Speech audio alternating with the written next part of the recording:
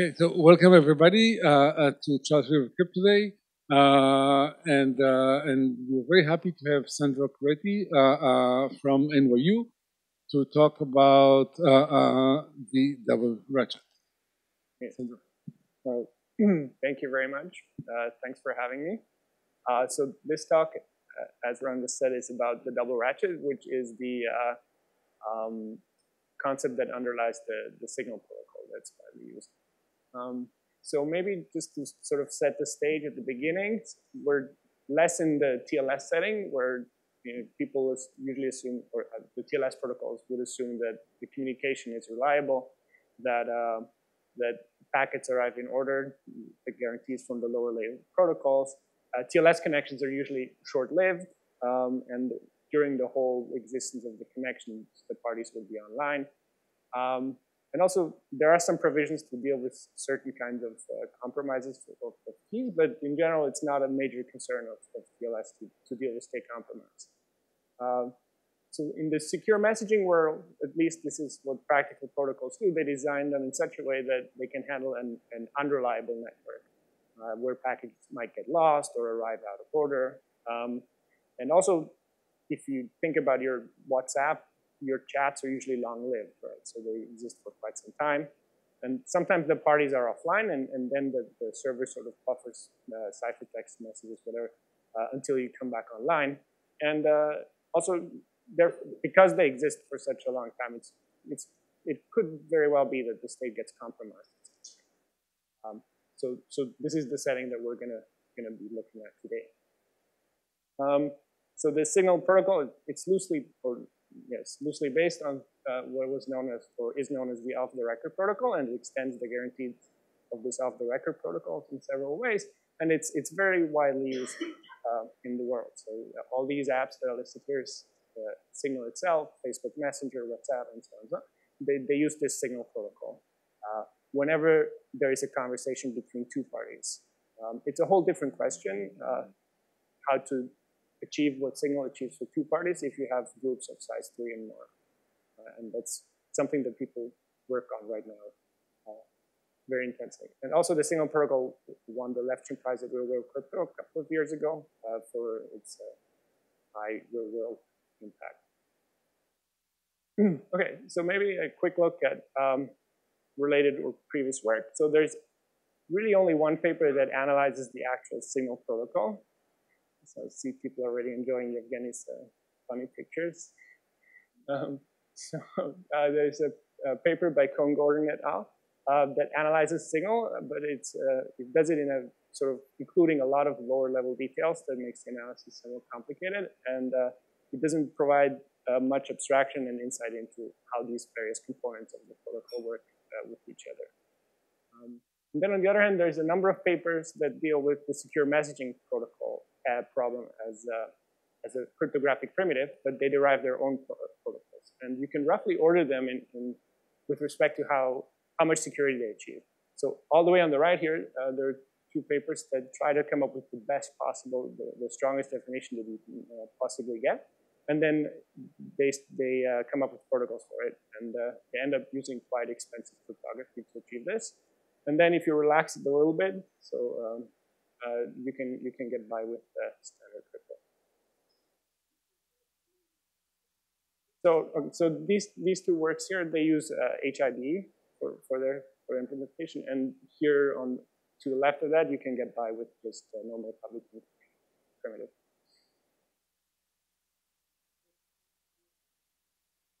HID. Okay. And one sort of important point about these works is they all assume that messages are delivered in order. And that kind of leads to two problems. So one is if you deploy such a protocol and the message gets lost, then your protocol stops working. This is one.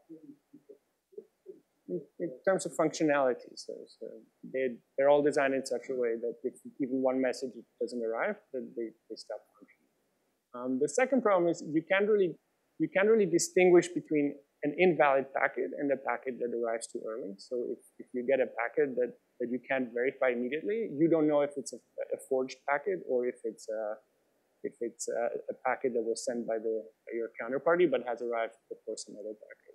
So you're faced with like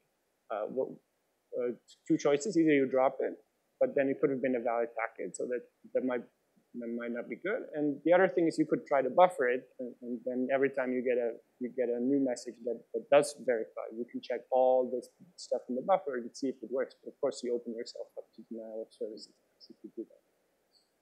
So this is kind of a lose-lose situation, and therefore we make explicit in this work this notion of immediate decryption, which is really what the name says. So as soon as you get a ciphertext, you're supposed to decrypt it, and you're supposed to figure out this is message number 17 that was sent. So you have to put it in the right order, even if the packets don't arrive in the proper order. Yeah, so it's like either you say this is message number 17, this is the message, or you say this is an invalid packet. Again, why is this useful? Because it avoids these two problems I just talked about. And so Signal has it, and also all other services that we know of provide this feature. So as soon as a ciphertext arrives, it's decrypted or rejected. So more high level, what is the goal of our paper? So we want to analyze the actual Signal protocol as it is deployed in practice, and we're going to focus on what is known as this double ratchet part. And there's another component to this protocol, which is the initial key agreement, which is also very important to analyze in future work. But for now, we just abstract this away and assume that the parties start with some keys they have initially agreed on. So we'll come up with a formal security definition that is a little involved, but it's actually quite manageable. And in particular, it mandates this immediate decryption property.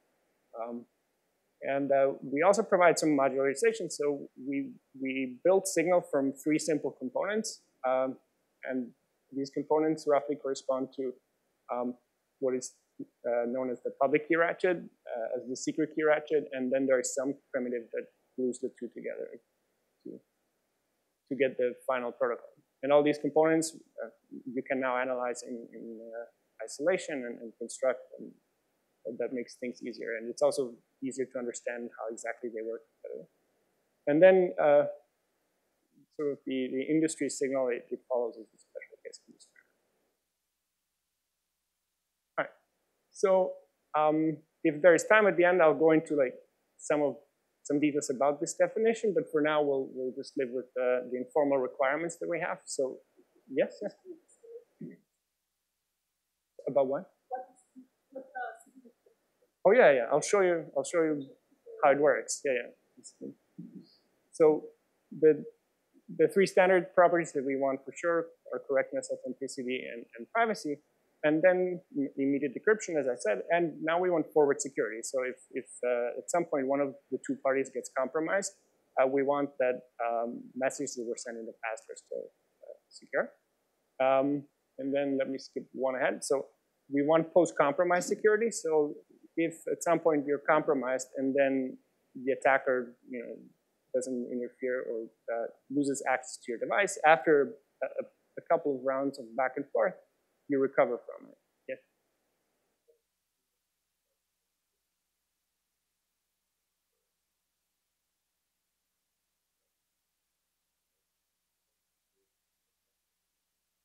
Right. So I mean, if you store your messages on your phone and somebody hacks your phone, then this will not be very useful for you. But for example, say if for security reasons, you delete your messages at some point, then this will guarantee that even if you get compromised and the attacker learns all of your keys, he won't be able to decrypt old ciphertext.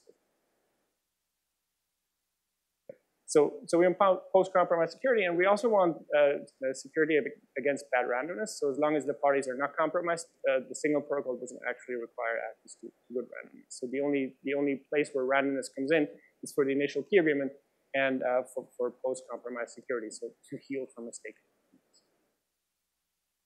Right. So here are the 3 components. One is called forward secured authenticated encryption with associated data. That's a lot of words, but you'll see that they're all justified. So this is what is known as the symmetric key ratchet. And aside from the standard properties, like it will give us forward security, and it's a unidirectional sort of primitive. So it will, you can think of it as a session where one party acts as the sender and the other party as the receiver. And then the full protocol will have many such sessions, quote unquote. So, I mean, it's just the name that we chose for this primitive. It's something, yeah, it's a new primitive. But there will be, we'll use normal AAD constructor. And then on the other side, we have something that we call continuous key agreement, which is the thing that corresponds to the public ratchet. And this is what we'll use to get healing, right? We sort of, quote unquote, run this on the side. And then the glue, oops, I'm sorry. Okay, it already disappears. But you can see it, the glue that sort of combines these two things is called PRF-PRND. We'll see why that's called PRF-PRND, and we'll see how it works as I explain the protocol. Any questions so far? Exactly, yeah. So I'll show you the modularization glass. All right, so we'll start with this primitive forward secured AAD.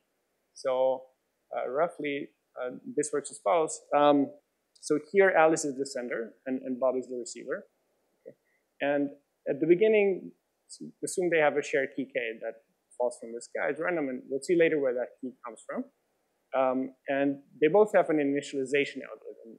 Alice has a sender initialization algorithm, and Bob has a receiver initialization algorithm, and all that does is it produces some initial state. Okay, so state Alice at time 0, state Bob at time 0. And then suppose Alice wants to send a message. So she has a send algorithm. The send algorithm takes the current state, takes the message, and it outputs a new state and a ciphertext. Okay, and the ciphertext is what is going to be sent over there. And then if Alice wants to send another message, she does the same thing again, and so on and so on.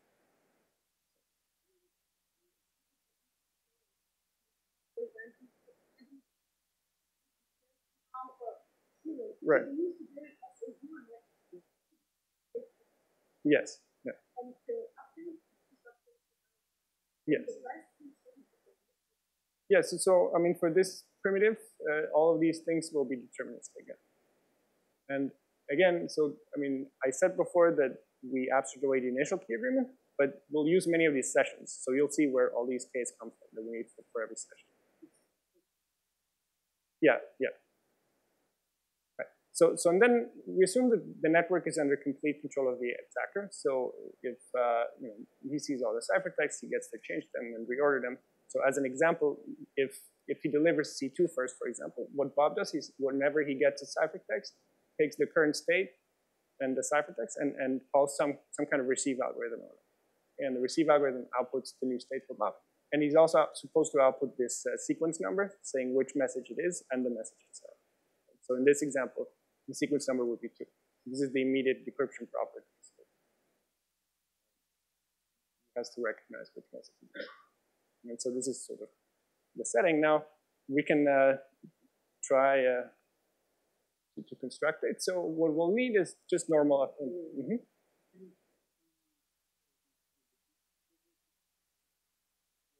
Yeah. Anything can happen. This guy can also like create completely made up ciphertext, and Bob will have to be like, oh, this is not authentic. All right.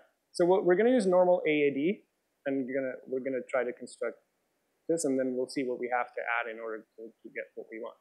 So normal AAD has like these two algorithms: the key, associated data, and message. And the idea is the message is encrypted and authenticated, whereas the associated data is only authenticated, so that it's something where you don't necessarily care about the privacy. So with this primitive, what are we doing? So the stated Alice is simply the initial key and the counter. And when she wants to encrypt a new message, what she does is she increments this counter. She uses this AAD to create a ciphertext, and she uses this as the associated data, the counter. This is the ultimate ciphertext. It consists of the counter and the ciphertext. And the new state is the new value of the counter, and the key remains unchanged here. first attempt at constructing it. And then on the other side, Bob, does the obvious thing. So whenever he gets a ciphertext that consists of some counter and some AAD ciphertext key, he simply decrypts it. And if AAD says this is invalid, then Bob will say this is not valid. And if AAD outputs a message M, the output by Bob is simply this I prime in the end.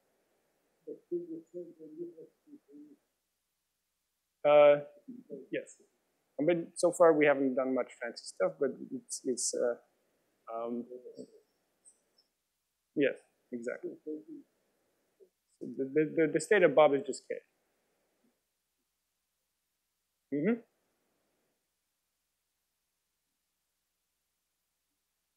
So, I mean, this is just a toy example anyway, so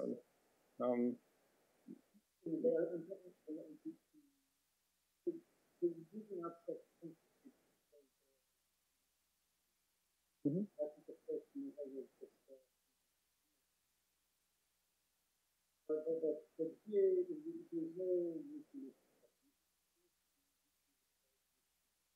Right. So this is just when, this is the current state of Alice, and then when she wants to send a message, she uses this key that it's in her state to encrypt the message. And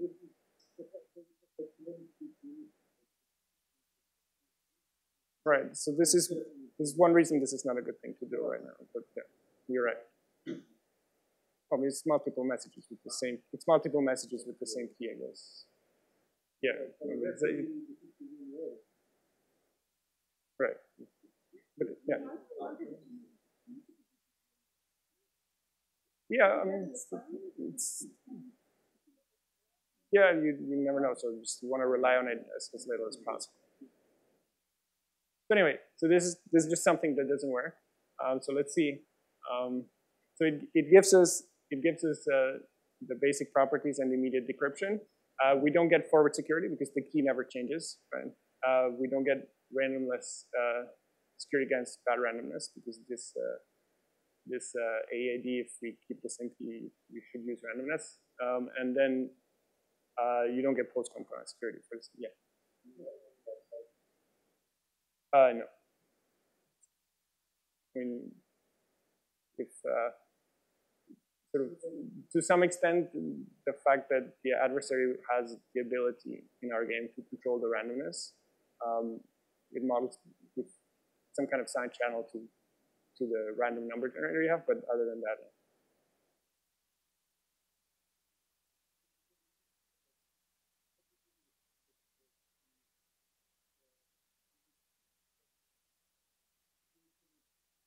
Mm-hmm.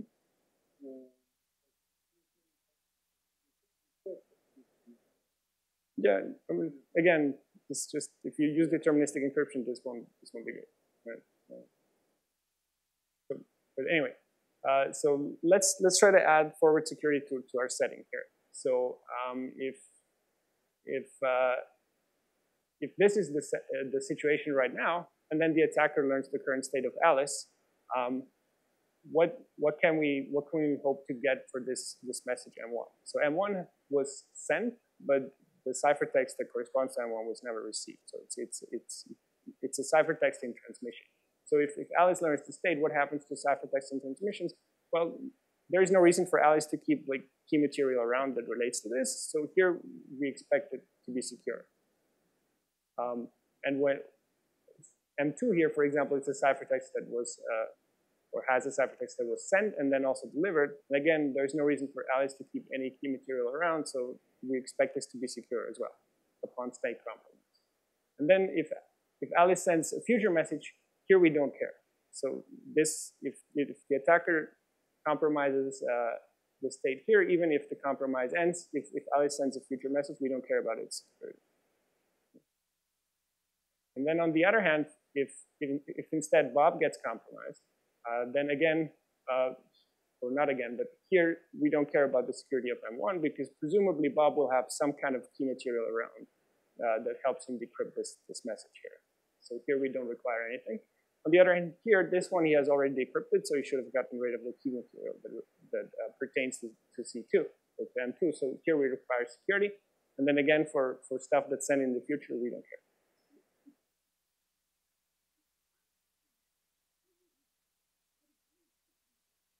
Mm-hmm. Yeah, I mean, in general, he can update the state, and in fact, he will. But, yeah.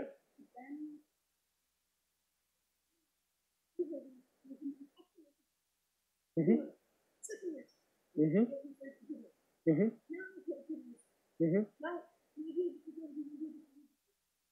Well, we'll do it. We'll do it in a way that he will be able to do that. Right? Yeah.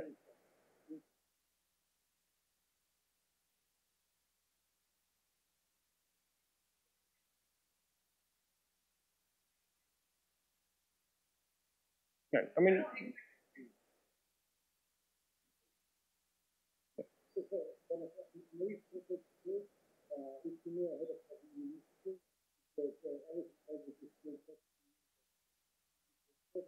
all right. Sure. Yes. Yeah. So you'll see that signal people came up with something quite clever to do this. Right. So anyway, so this is our notion of. So in addition to the standard properties, we require forward security, and this summarizes what I just said. So if you compromise the sender, we expect that messages that were already delivered and messages in transit that they remain secure. And if you compromise the receiver, we only want security against messages that have already been received. And in all the other cases, we don't make any requirements. So this will be the sort of informal definition of this primitive.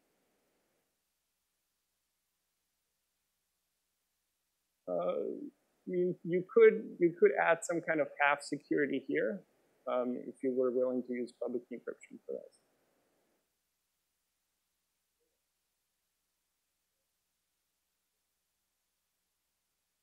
Yes, this is right. But even here, if you so we'll implement this with symmetric crypto. If you were to use public key crypto, you could. Let me try to think.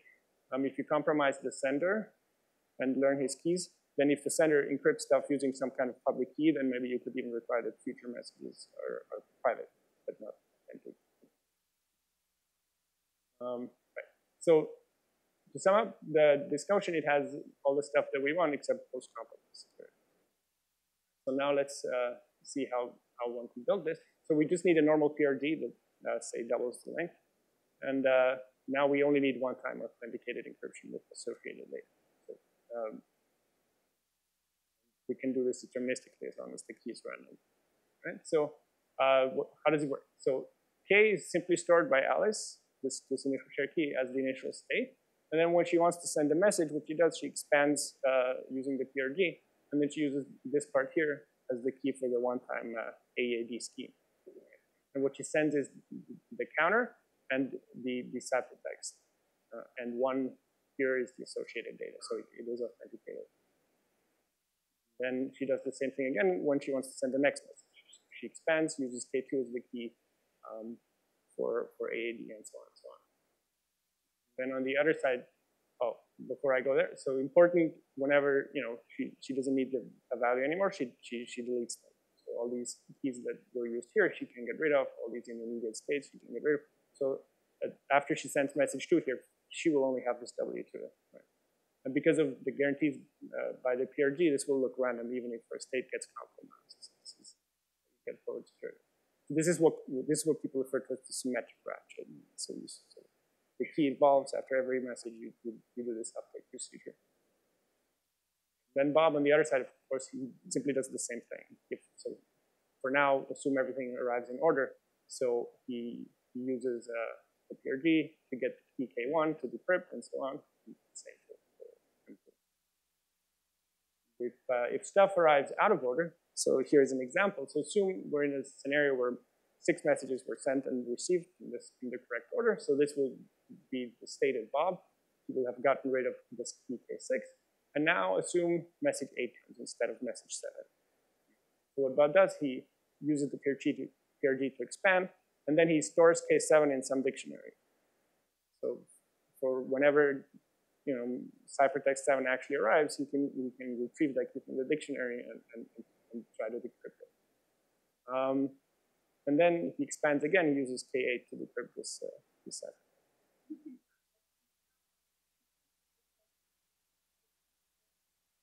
Right. I mean, he will just go by whatever number he receives here. Right? So if he get, right.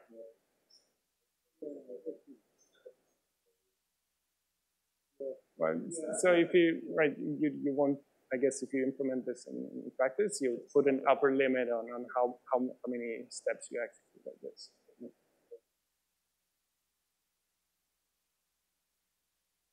I mean, here you have.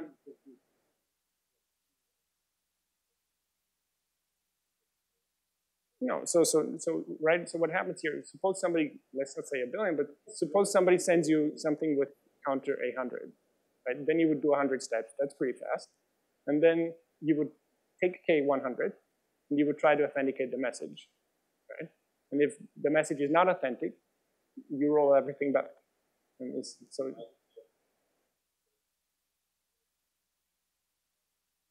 Well, because here you can immediately decide whether something is valid. Like in the example before, where you gave up on this, you had, you didn't know whether it was valid or not, so you had to buffer it. Mm-hmm.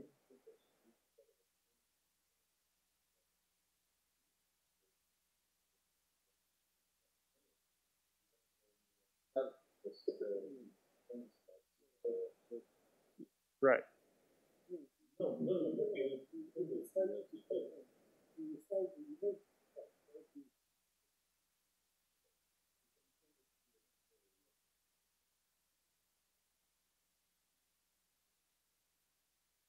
Mm. It's a good question. I guess here it was not too much of a concern. But, it's like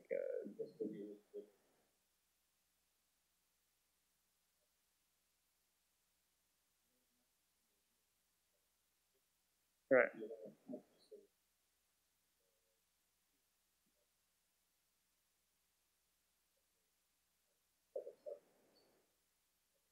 Okay, I understand. I guess that was not a concern of them when they designed this. That we could do it. Okay, so one small remark is that, so I highlighted the AD here, so we can extend this, of course, to include higher level associated data. So far, we only allow Alice to send some messages, but we're going to need that this primitive also allows for higher level associated data. So what you do is you simply take that and add it to the associated data that you use with the normal AAD. Right, so we're constructing this forward secure AAD, and to do that we use AAD, right? But so far we've only constructed forward secure AE, because there's no AD yet, right? Because we only have the message. But we can easily extend this to actually get the AD part as well, right? By just including the higher level AD in the lower level.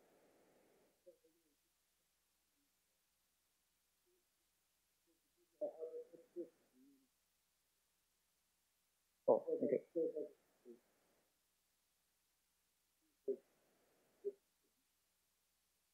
It's this tool that I showed at the very beginning where it's like you can use it to tighten loose screws. I didn't know it did that. Okay. All right. So again, we got all these all these properties now. So now we're going to worry about how to get to make this bidirectional and how to get this post-compromise part. And we're going to start with the post-compromise part. So we're going to look at this continuous key agreement. And this is what people refer to as the public ratchet. And you can think of it as being executed on the side of whatever else is going on in the protocol. But we can abstract it as a synchronous protocol with a passive attacker. So something that proceeds in a ping-pong fashion where messages get delivered immediately and in order, and where the attacker doesn't actually interfere with the packets. So in Signal, they use something based on Diffie-Hellman, and I'm going to actually show you this in a second. But we can also build this generically from any kind of key encapsulation mechanism. In particular, what you can do at some point, if it becomes necessary, you can just use some kind of chem that is post-quantum secure. So because right now they use Diffie-Hellman, so that's not post-quantum secure. But if you wanted, you could now easily replace whatever continuous key agreement Signal has with something that is post-quantum secure. So here is sort of how this works. So assume Alice has a state at the beginning as A1, and then she has a send algorithm. What does the send algorithm do? It outputs a key, here, I1, and it outputs a protocol message, T1, and a new state. And then again, it's synchronous, and this guy is passive, so this just gets sent over to Bob, and Bob has a receive algorithm. So he takes his initial state here, he processes this message, and the idea is that he gets the same key now, and then a new state. And now it's Bob's turn, so he executes the send algorithm. He gets some key in the protocol message. And that gets sent over to Alice, and Alice processes it using the receive algorithm, and so on and so on. This is the structure of a continuous key agreement protocol. And so what do we require? Of course, besides the fact we want them to get the same keys, the keys are supposed to look random if you see the entire transcript. So if sometimes I get like startled by my slides, it's because I shared with Yevgeny the slides in a Google Drive or something, and he made some changes to it.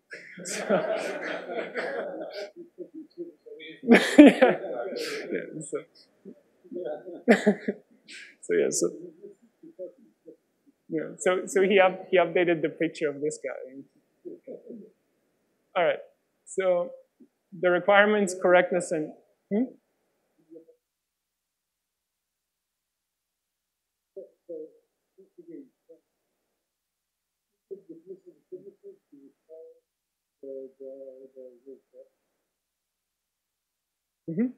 yeah. But this thing in isolation, the attacker, the only power he has is to see this transcript. He doesn't modify any of the messages.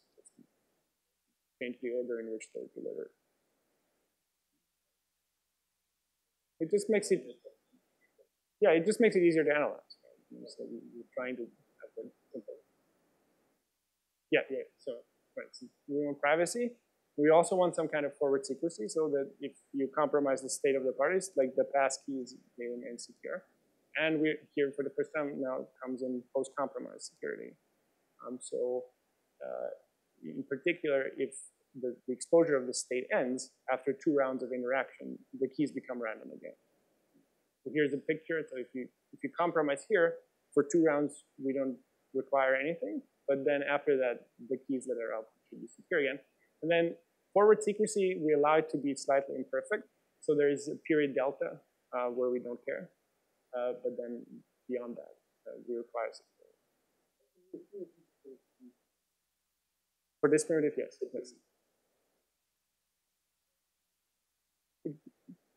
Up to you. I mean, or up to the attacker. So the attacker can compromise one or both parties. So, all right. So. Yeah.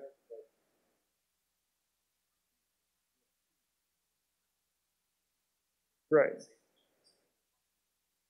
Right. So I mean, right. So I was going to get to it. So one of the main relaxations that the Signal people made when they designed this protocol is that while you're compromised, the attacker is passive, so he doesn't try to inject you. If he does, he can.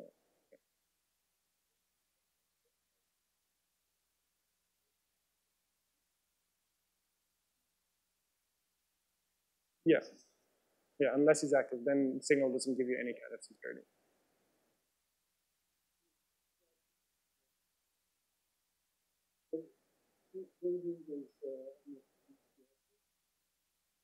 So the assumption that the Signal protocol makes is that if the state compromise happens, the attacker doesn't try to forge any ciphertext.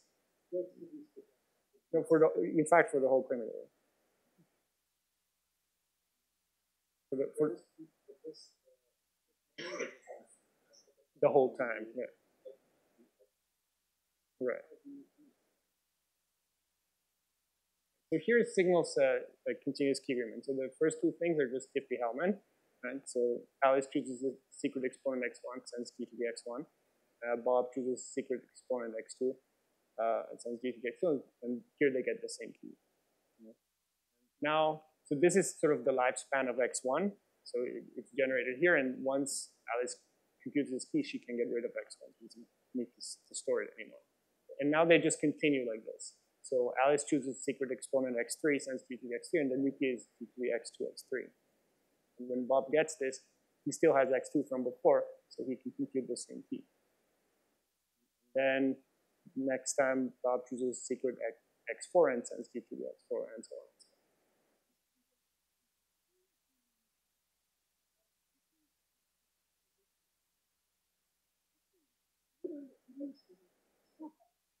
Right, right.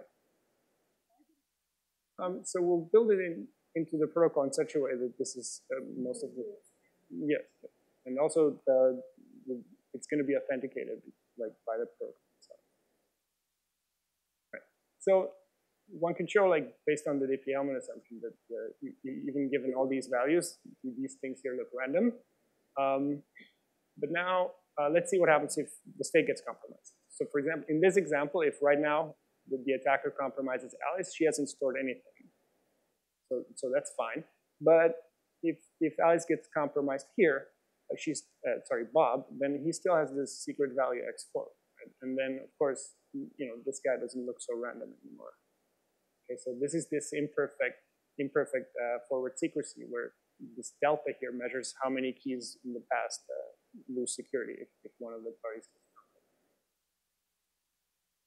So now assume just everything continues, so we'll look at post-compromise security, right? So the exposure here ends. The attacker doesn't see what Bob does anymore. So the next key will still be insecure because the attacker remembers x4, but then one round later, we'll end up with good keys again.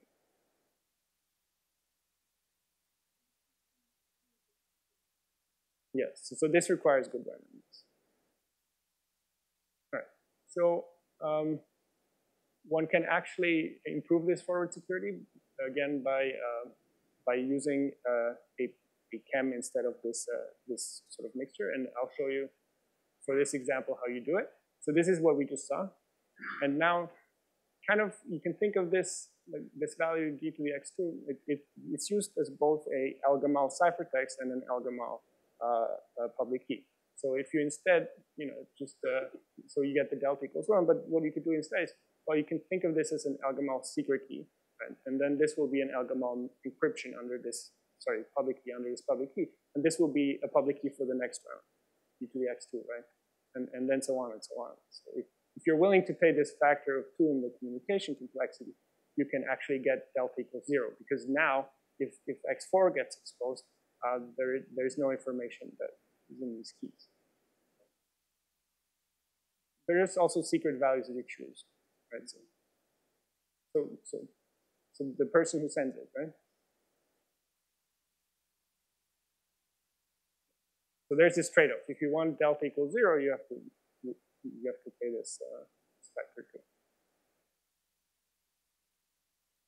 Here, and again, is the one on the left. But again, so right now you could replace this because of the modularization. You can replace it by something that would be like better. In particular, you can use something that is both quantum secure. All right. So now we've seen both these two parts, and I guess I'm going to show you now how you can combine them to the big protocol, and we'll encounter this guy PRF PRNG. All right. So before I go to the big protocol, let me talk about epochs. So epochs are easiest explained by an example. So we'll start where both of them are in epoch 16. And the convention is that if in an even epoch, Bob is the sender and Alice the receiver, and in an odd epoch, Alice is the sender and Bob is the receiver. So for example, maybe Bob now sends message number 12 or ciphertext number 12 from epoch 16. So it goes out into the network, and maybe the attacker now decides to deliver epoch message 4 in epoch 16, right? But now if Alice wants to send a message, she moves on to epoch 17. So whenever she's in an even epoch, where she's the receiver, if she wants to send, she increases the epoch number. So she would go to number 17 and send the first message here. And then maybe she would send the second message here. And although before, while Bob has not received any of these guys, he continues to send in epoch 16.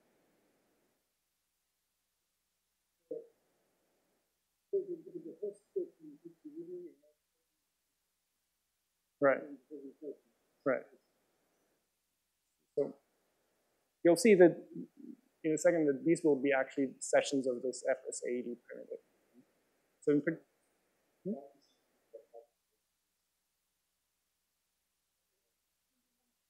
right. Well, so both, right? So Alice here was in a, like her epoch number corresponds to a receiving type of epoch number for her. So when she wants to send, she moves one higher.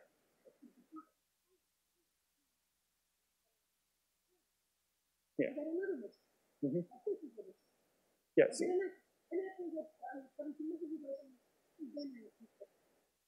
Yeah.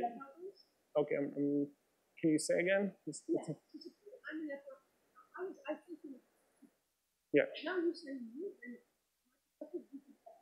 Yes. Yes. I don't want to send it. Yes. Still 16. Yes. Right. And here Bob is now he's in 16, and once he receives 17, he goes to 17. And now if he wants to send, he goes to 18. Right?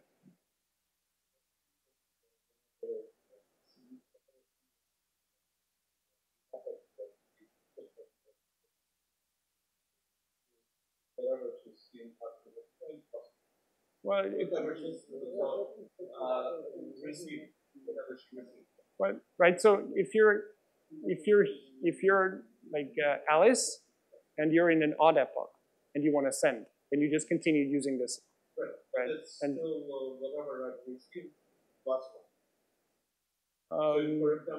oh, I see. Yes. Yes. Yes.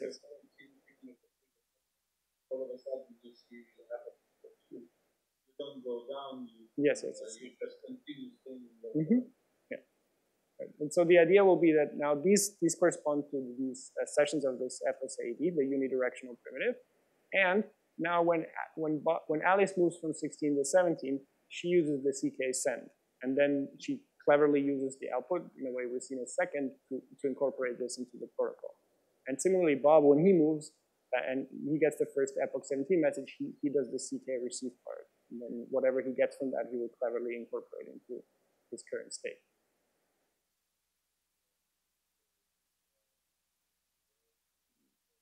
Yeah. Okay, so this is what I said, just summing it up.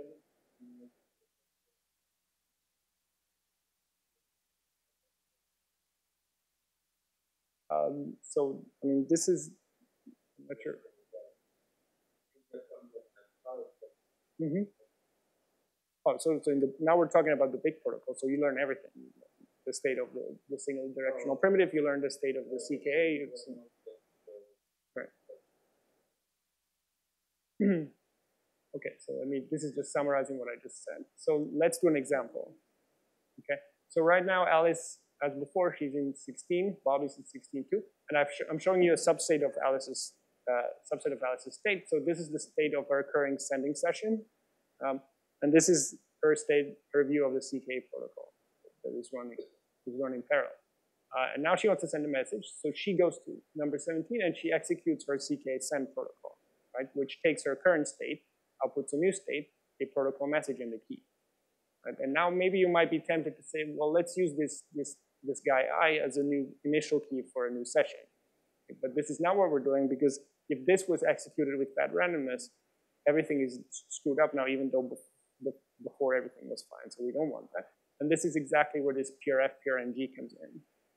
So it takes, gamma is like, you can think of as the state or the key of this, because depending on whether you look at it as a PRF or a PRNG, and I you can look at as an input. So the property is, this behaves like a PRF with the key gamma. So if assuming that the key gamma, the gamma is random here, then for every value I, you get a completely random output, or random looking output. So this way it works like a PRF. But it also works like a pseudo-random number generator with input. So if gamma is not random, but you give it a random input, then gamma will become random, and also k. It's not yet here in the picture, right? You can think of it as the state of the PRF PRNG. And now we add it to the state of Alice, and what she does instead, she takes this output I here and uses it to refresh the state of the PRF PRNG.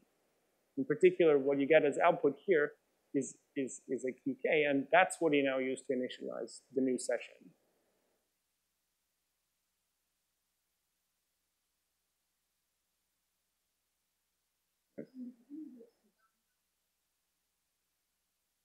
Yeah, so there's some gamma here that has some state, right? And so now again, what does Alice do if she switches epochs? She runs her continuous key agreement part. She gets some new random value. No, so sigma A is the state of her current send thing. Tau A is the state of her CK protocol. Yeah, the local state of Alice, right? So before, when I showed you the big CK picture, they kept staying. Yeah, so this is the current tau A, and then this will be the new tau A. You just override it, yeah. So again, she executes the CK send. She gets a new protocol message for the CK, and she gets a new guy I, and this one she uses to refresh the state of the PRG. With the PRF PRNG, and then this K output here, this will serve as the initial key for the new sending session.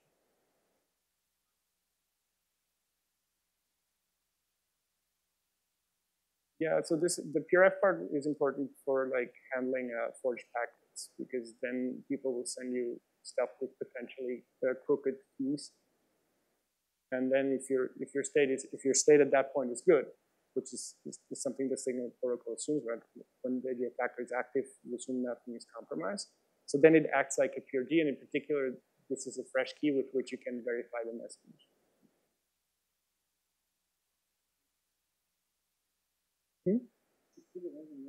Sure. I mean, this is what you would, you would just use HKDF in practice. But yeah.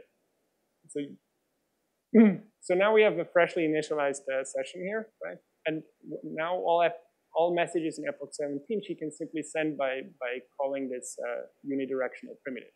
So she encrypts message M, and the associated data will be the epoch number and the new CK message. And now for every epoch 17 message, in addition to the ciphertext, she will send over these two values. And now it doesn't matter which epoch 17 message Bob receives first. As soon as he gets something like this, he will now do the analogous thing. Right? So here, he keeps around his current receive sessions. There might be many. Okay? And but the newest one is 15, and now he moves to 17, and he starts processing this. So he does the same. He receives the CK protocol message, gets an input I. He uses this to refresh the PRF PRNG, and now gets the same PK here that he will use to initialize number 17. And now he's ready to process messages from epoch 17 by simply calling the receive algorithm with this ciphertext and this associated data. Mm-hmm.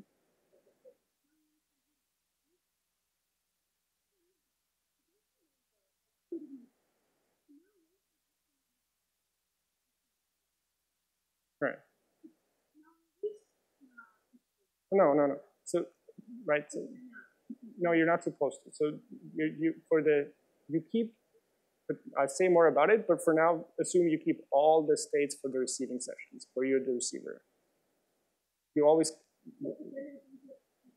You will, but right, because each one gives you forward security.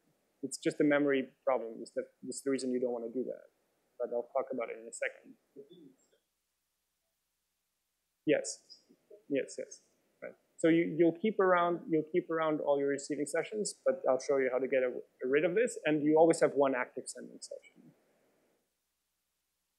Okay. So yeah, so let's address this right now. So if you don't want to keep these things around forever, what you do is in this epoch 17 message, Alice tells you how many messages she sent in epoch 15, right? And then you can get rid of the stuff that you can use. Right. So are we doing on time? 5 minutes. All right, so now we're all set. We have all of our stuff in place.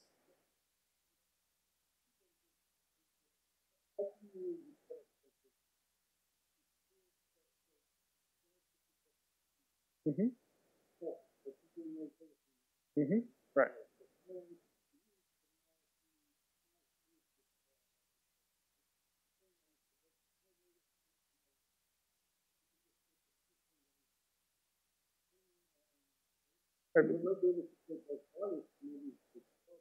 No, so again, so once there is a compromise, right? The attacker doesn't. He's not active. So in okay, but he doesn't know the randomness that Alice uses now, right? So this is right, right, but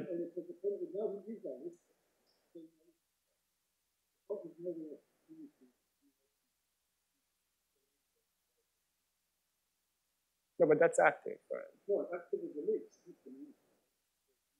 No, that's sorry, that's what I mean. So he doesn't inject any messages. That's what I mean by active. So, yeah, so this is the assumption by the signal protocol that the attacker. Sorry, that's my bad. So the attacker doesn't inject ciphertext. That's what I mean by him being passive.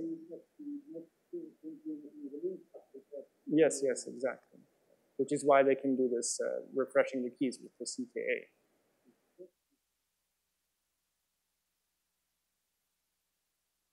No.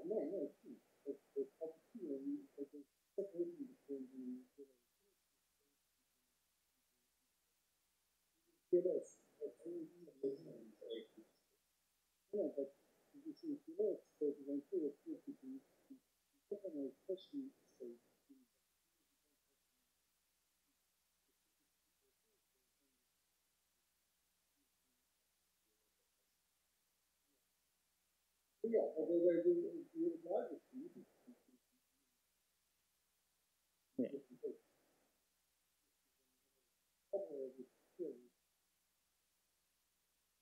Okay, cool. So I guess we're out of time for me to tell you stuff about the definition. Let me skip over this. So for the proof of this, we have like 3 simplified properties. They roughly capture correctness, authenticity, and privacy, and we just prove them by a hybrid argument. Okay, so maybe really quickly, the industry signal, how it actually works. So it doesn't use this abstraction with like forward secure stuff. So, but it still follows from this framework because what you can do is mostly efficiency improvements. So instead of using this abstraction, both parties have an active sending stream cipher and an active receiving stream cipher. And Alice's sending stream cipher is synchronized with Bob's receiving stream cipher. Right? And then instead of like when you switch rounds, you instead of creating a new FSAD session, you skip ahead the necessary amount of keys. You store them in one global dictionary, and then you simply override the current state, so you don't have to keep around all these old sessions. Makes sense? So it's basically just an efficiency improvement. Yeah, this is what I just said. Right, so somebody from EPFL implemented a bunch of algorithms. So these are algorithms. This is signal here, and this is a slight variant that can deal with some more attack models. And these are stuff from related works. So you can see signal is really one of the fastest things, but it's also the one that gets you the weakest security. So depending on like the stuff that they add the parties to, like the stuff based on HIB performs considerably worse. Yeah, that's signal. All right, so let me sum up. All right, so we provide a formal definition for secure messaging as a primitive, and we do a security analysis for signal, and we can modularize it into these 3 components that we've seen. We provide ways to construct them. And now future work is really like extending this to the group settings. This becomes much more difficult. That's something that there's a task force that works on it. That's up to you. Thank you.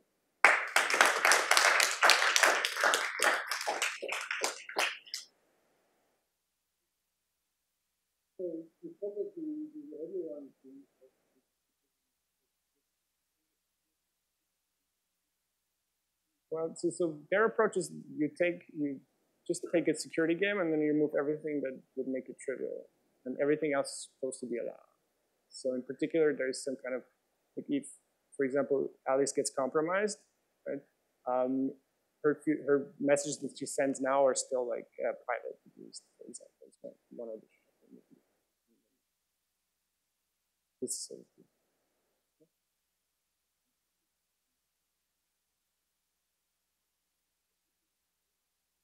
right. As far as I know, they don't do anything special there. So right now, there is no way of getting forward security for like the groups and stuff.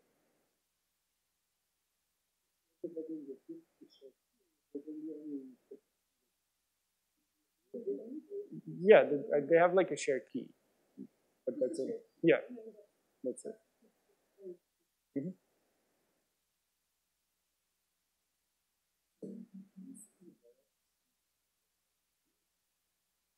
No, it goes to some server. Like everything I want to send goes to the server, and the server then delivers it to other people.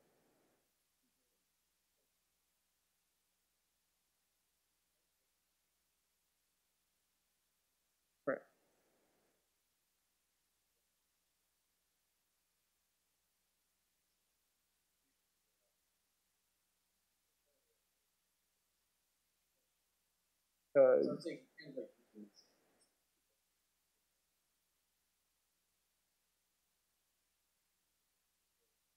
Yeah, I mean, I guess they didn't want to trust the server to do this thing. That's maybe.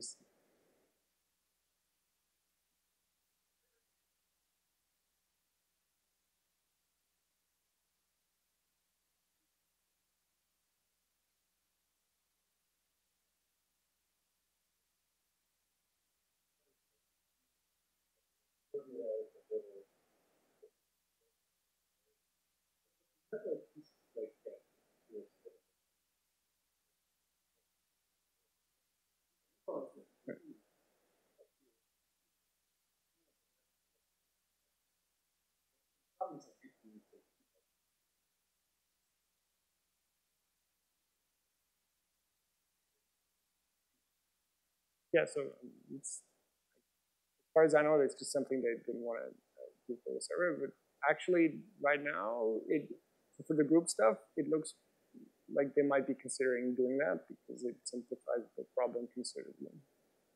Especially when you have 10 people all sending updates for their keys, you somehow need an ordering on them. It gets a little bit.